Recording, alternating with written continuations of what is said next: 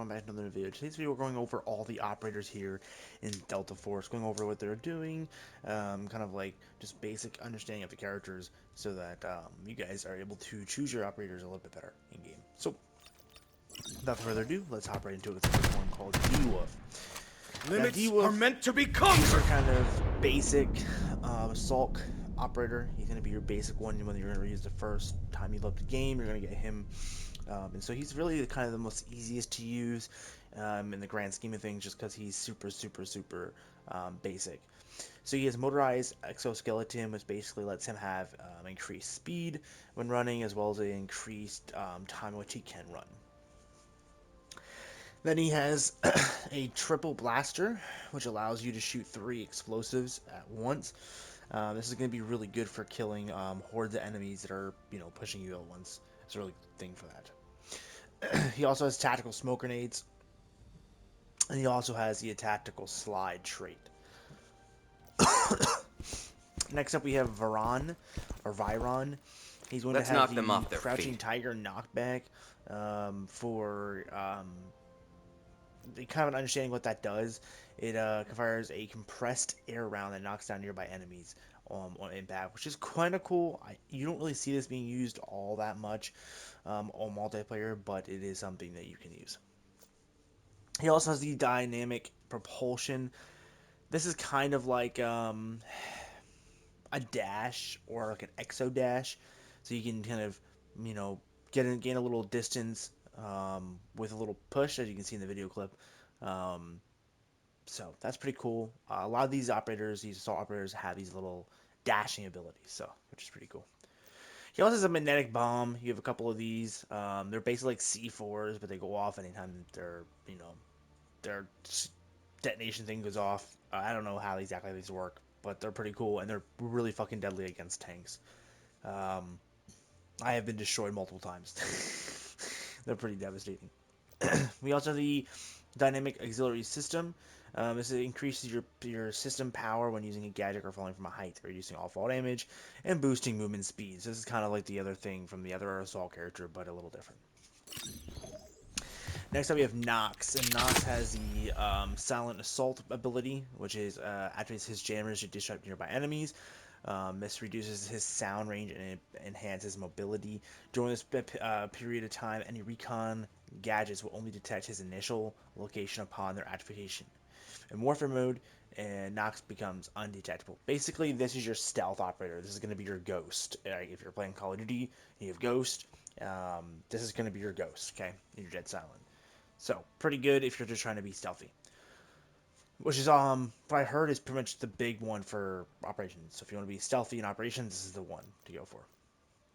Next up, we have the Whirlwind Disc. This locks on to an enemy.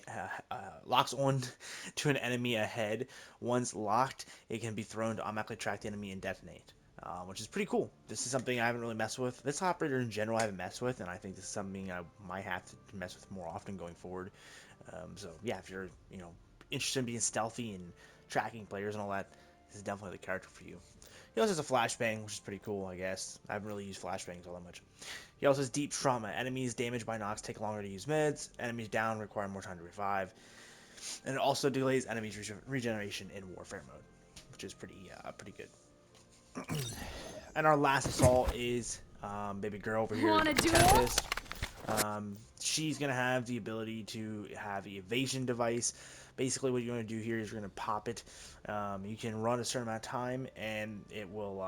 You can let it pull you, or if you get shot, as you see in the gameplay, it'll automatically pull you, which is super cool. This gives you a way to kind of get, into a safe area overall.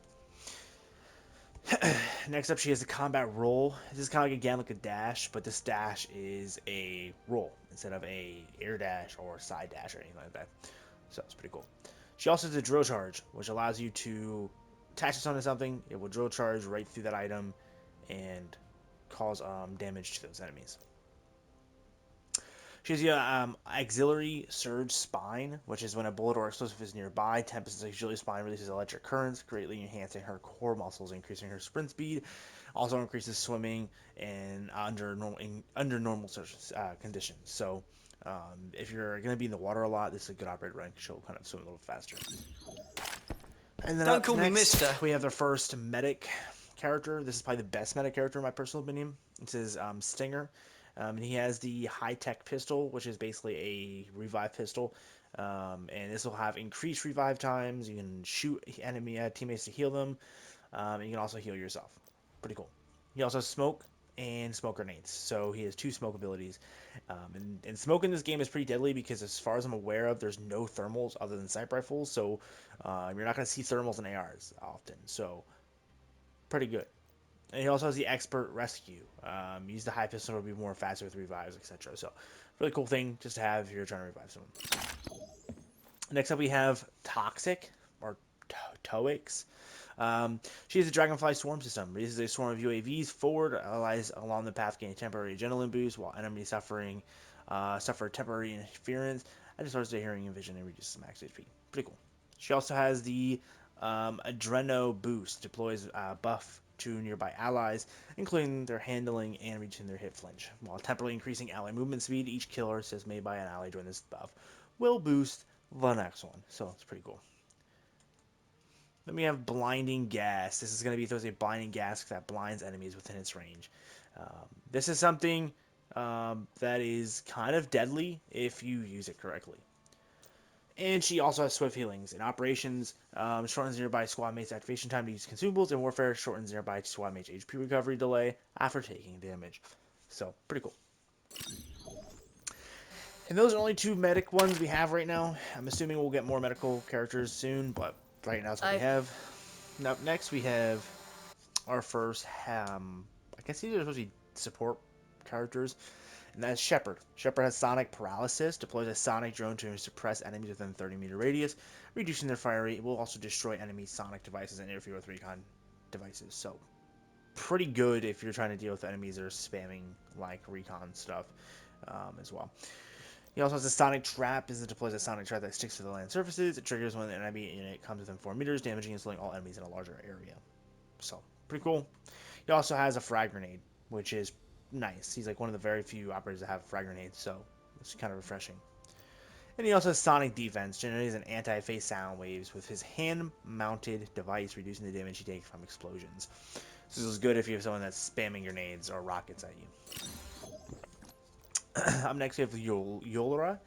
He has a lowering munition, which is basically I guess you could say it's kind of like a cruise missile that you shoot from a handheld rocket launcher and you control it.